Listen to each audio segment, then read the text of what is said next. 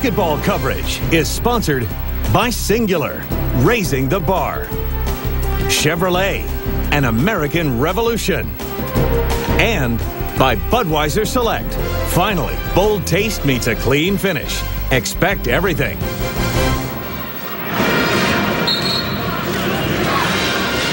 (13-9), Michigan State on top of Ohio State.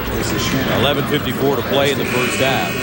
Ohio State scoreless in their last 3 minutes. They missed 4 shots during that span.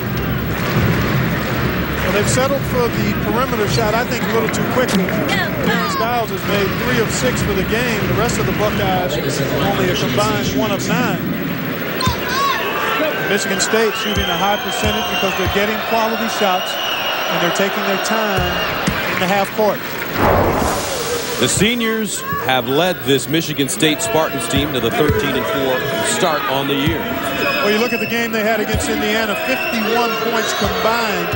And in the 2 games they lost, those 2 guys struggled significantly, combining for only 34 points. So you see the importance of Ager and Davis. Davis inside, being aggressive, and Ager being able to knock down perimeter jump shots. They played some tough teams this season out in Maui, Gonzaga, and Arizona. Also played Boston College, Georgia Tech. Now currently in Big Ten play, starting with Wisconsin, Illinois. And Ohio State. Lewis rims off Sullinger. Nice offensive rebound. He's fouled on the baseline.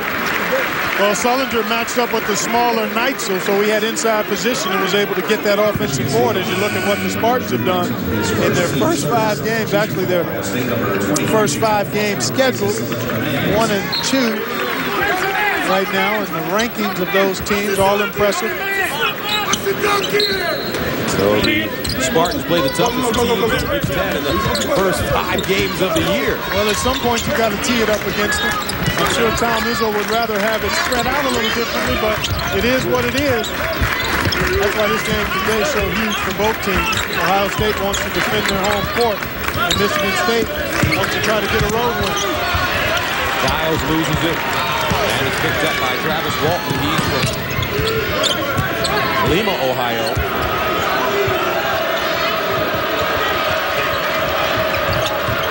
Make that Lima, Ohio. Thank you, Clark. My partner bailed me out there. Yeah. An honest mistake. Ager running the point now. Pick and roll with Davis. Davis rolls. Ager doesn't look for him. Top of the arc. Ager in the corner, and Jaquel Foster tracks it down. Now Foster. Inside, wide open, Lewis pounds it home.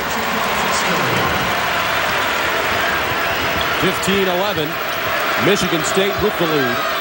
10-19 to play in the first half. Paul Davis, Neitzel, the lefty.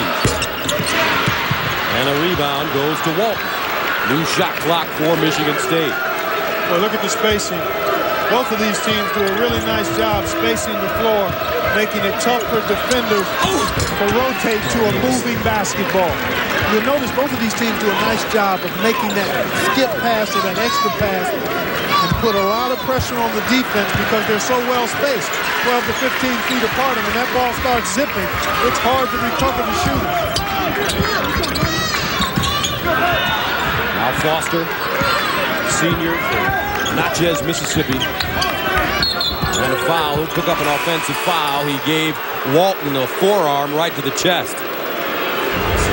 Good action off of good ball movement. Take a look at Maurice Ager moving without the ball. He curls. Dials comes out and shows. That leaves Paul Davis alone at the hoop. Well executed play that time by the Spartans.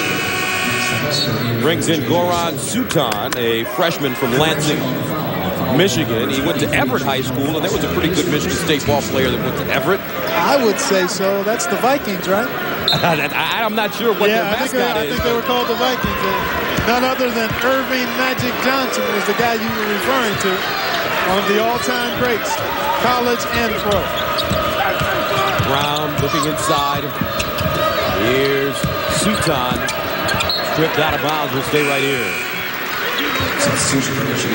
Power forward has been an issue for this Spartan basketball team. Well, you take a look. Tom Izzo has tried to find a combination that works, and I think he's settled on one now. Marquise Gray and Matt Trannon. Between those two guys, he feels like he can get the versatility he needs, the toughness he needs, and the scoring and rebounding that he'd like to get from that position. Somewhere between 14 and 15 points and 8 to 10 boards a game between the two of them. Two-time capital lock, Shannon Brown.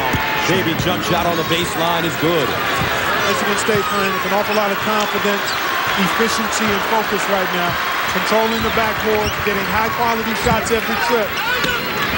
Shannon Brown with 9 points to start this game on 4 of 6 shooting. Here come the Spartans again. Neitzel pushing it. And the traveling call. 5th turnover for Michigan State in the first half.